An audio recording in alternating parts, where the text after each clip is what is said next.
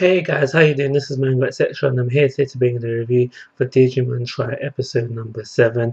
Now this episode is basically all about the school festival. Everything takes place there. Well, I shouldn't really say everything, but the majority of the things takes place there.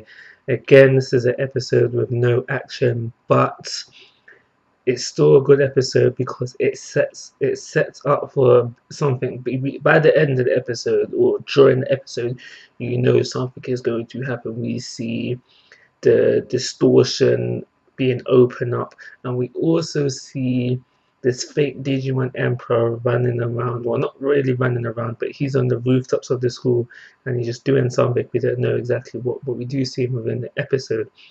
While I'm on the topic of this fake Digimon Emperor, I just want to mention how Himiwa, that's her name, she sees this guy. She thinks it's Ken, but she sees this guy running around the rooftops, and she doesn't feel to tell either the teacher, whose name I've forgotten right now, or the other Digidestins. Obviously, more on the teacher side because the teacher and this Himiwa wanted them to enjoy the festival. So she felt to just not mention the fact that she saw Ken and she just kept it to herself. That seems a bit shady, but I don't really think there is much to it. I just think that's a small plot hole at the end of the day. But yeah, we have that. So that's what the episode is mostly about.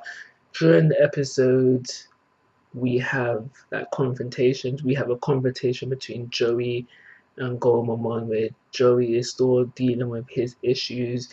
He accidentally takes out on Gomamon, and Gomamon, well, technically he did run away, but he's with the other Digimon partners.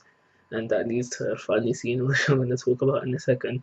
The other confrontation we have within this episode is when Ty and Matt come face to face. So they come face to face, and Matt is basically like, "Yo, in that last battle, why did Omnimon break up? Like, you need to tell me why they broke up." So obviously, we know that Ty is dealing with things.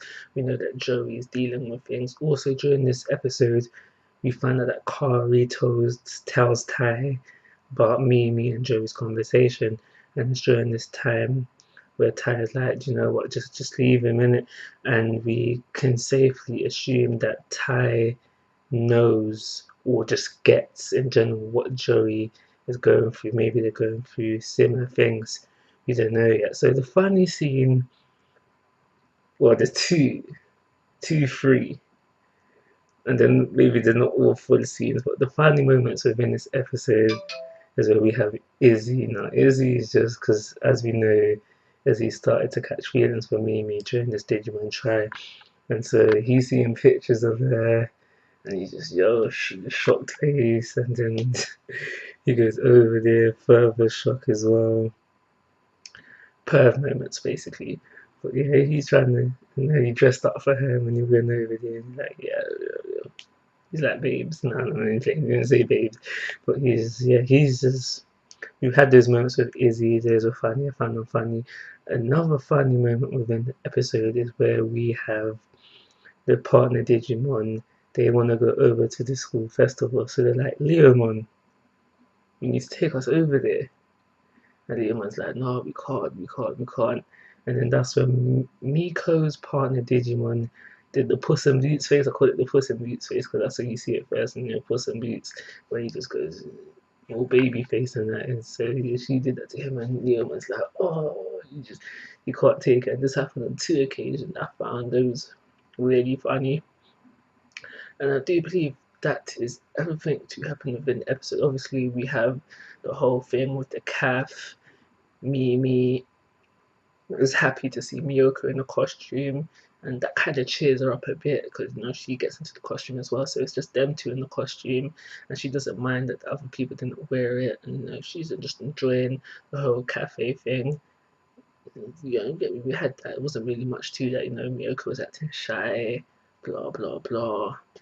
There was nothing much to that, but like I said at the very beginning, this was all about the school festival and setting up for something to happen within the next episode. So I reckon within the next within the first 5 to 10 minutes of this episode 8, bang, it's going to be bang action.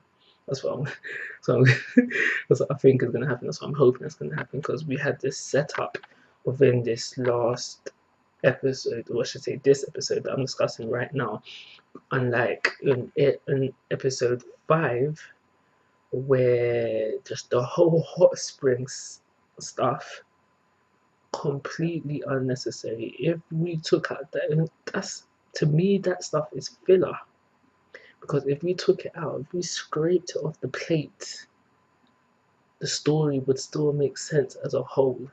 That stuff was unnecessary and just not needed. And I'm going a bit off topic, so I'm going to give this episode a 3-star rating. I'll call it review. Like always, guys, I'm asking for your thoughts and opinions. If you haven't already, please subscribe to my YouTube channel. But most importantly, take care. Have a nice day.